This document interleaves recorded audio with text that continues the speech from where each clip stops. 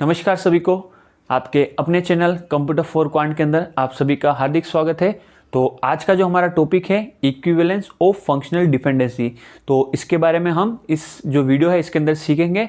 तो देखिए एग्जाम के अंदर इसके ऊपर डायरेक्ट क्वेश्चन आता है, तो स्टेप बाय स्टेप हम देखेंगे कि भाई कोई फंक्शनल डिपेंडेंसी अगर दे रखी है तो उसका इक्विवेलेंस कैसे निकालेंगे। तो क्या मतलब हुआ, सबसे पहले हम समझ लेते हैं क्वेश्चन आपको किस प्रकार का आएगा। तो देखिए आपको क्या दिया होगा, दो टेबल दी होगी। मान लीजिए एक रिलेशन R1 दे रखा है, रिलेशन का मतलब क्या हो गया, टेबल, और उसके कुछ एट्रीब्यूट्स दे रखे हैं, मान लीजिए ABCD, और एक और कोई रिलेशन दे रखा है जिसके कोई और एट्रीब्यूट दे रखे हैं ABCD, और इसकी एक फंक्शनल डिपेंडेंसी दे रखी है मान लीजिए F, और इसकी एक फंक्शनल डिपेंडेंसी की दे रखी है मान लीजिए G। तो यहाँ पे F देख लीजिए ये दे रखा है और G ये दे रखा है।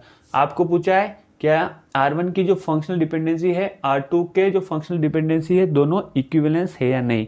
तो ये कैसे चेक करेंगे, तो स्टेप बाय स्टेप हम चलते हैं।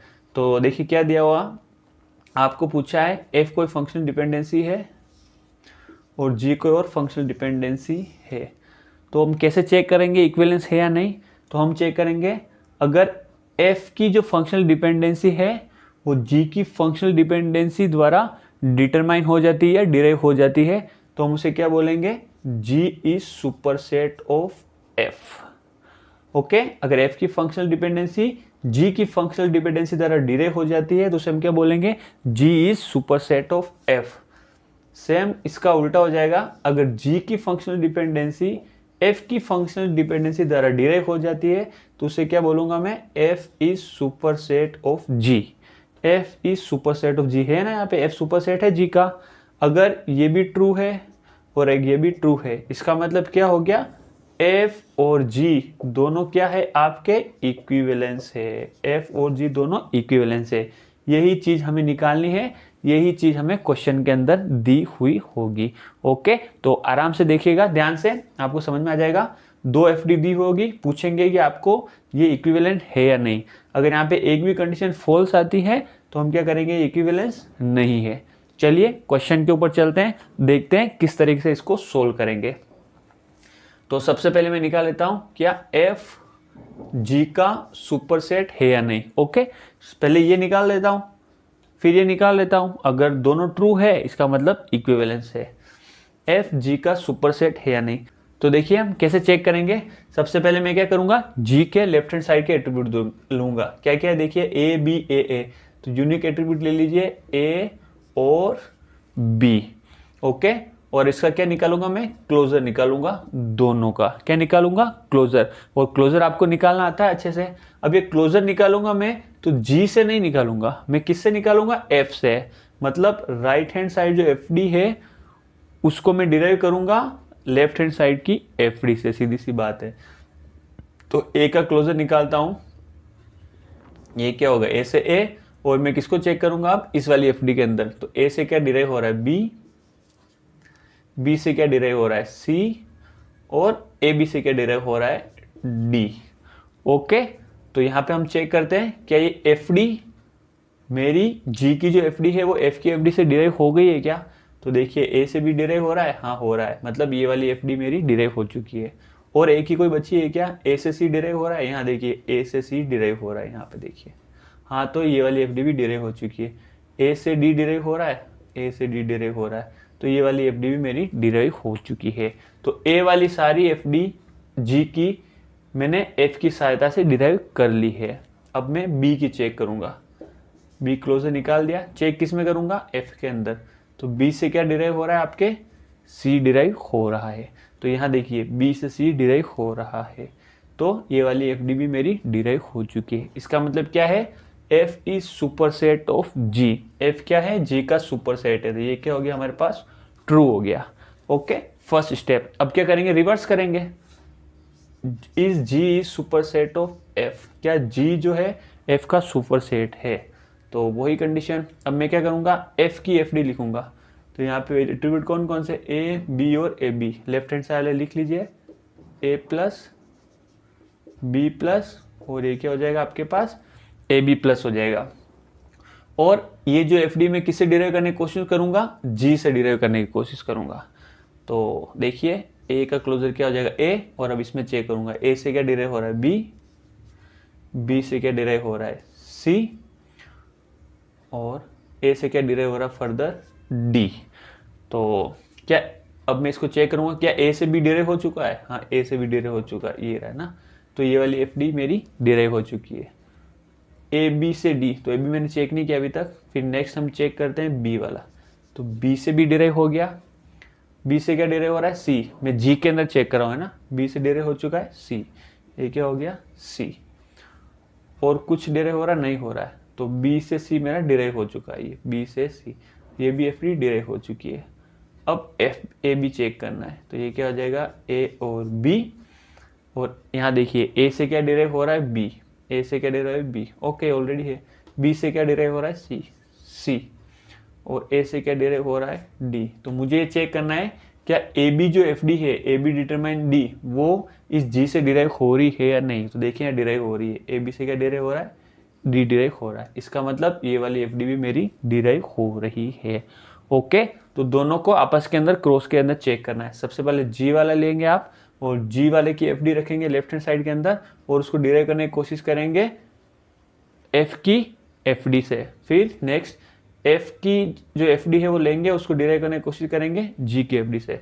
तो यहाँ देखिए ये भी क्या है ट्रू, इसका मतलब क्या हो गया F is super set of G and G is super set of F. तो इसको मैं क्या कह सकता हूँ एफ इज इक्विवेलेंस ऑफ जी।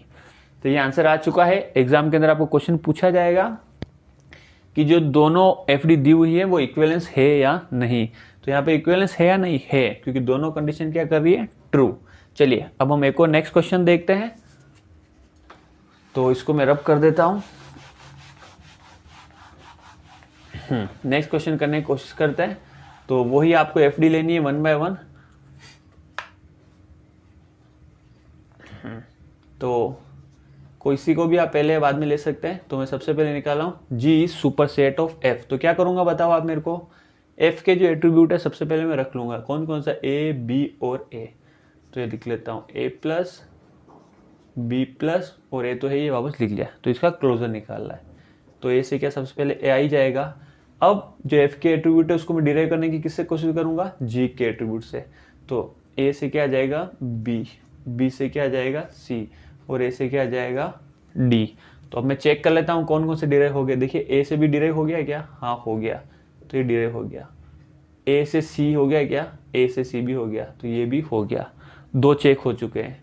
अब मैं बी का चेक करूंगा, बी, तो बी से क्या डिराइव हो रहा है सी, सी, तो मुझे क्या निकालना था बी से सी डिराइव हो रहा है, हाँ हो रहा है, तो ये वाली भी एफ डी मेरे पास आ गई। इसका मतलब G is a super set of F, it is क्या है ट्रू है। अब इक्विवेलेंस के लिए मैं क्या चेक करूंगा, फिर से इसका reverse, is G is super set of F, ये चेक करूँ क्या जी बी एफ का सुपर सेट है। अगर जी बी एफ का सुपर सेट होगा तो इसका मतलब दोनों एफ डी क्या है इक्विवेलेंस है, और अगर नहीं होगा तो दोनों एफ डी क्या है इक्विवेलेंस नहीं है। चलिए चेक करते हैं। तो एफ के एट्रीब्यूट लेता हूं मैं कौन कौन से यहाँ पे ए बी और ए।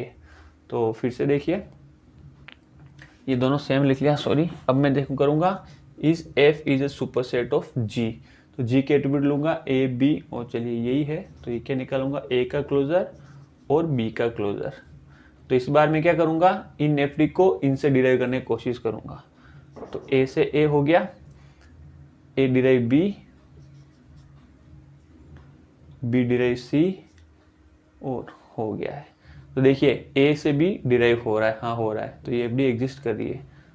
ए से डी डिराइव नहीं हो रहा है, तो यहाँ आप देखिए ये बी वाला चेक करते हैं एक बार, और बी से बी डिराइव हो रहा है और बी से सी डिराइव हो रहा है, तो ये वाली एफ डी भी आपकी एग्जिस्ट कर रही है। पर अगर आप इस एफ डी को देखेंगे ए से डी हम डिराइव नहीं कर पा रहे हैं, क्योंकि इस एफ डी के अंदर कहीं भी राइट साइड के अंदर डी प्रोड्यूस ही नहीं हो रहा है, तो ये एफ डी हम डिराइव नहीं कर पा रहे। इसका मतलब क्या हो गया F is a super set of G, ये क्या हो गया हमारे पास फॉल्स हो गया।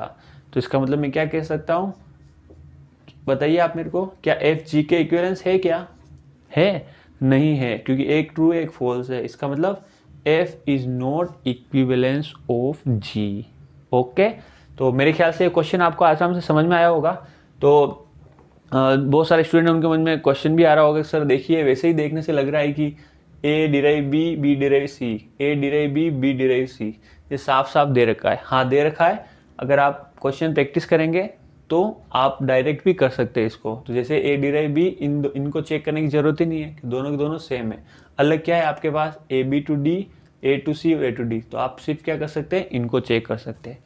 सेम इसके अंदर देखिए A to B, B to C, A to B, B to C, तो आपको चेक किसे करना था, सिर्फ ए टू सी और ए टू डी।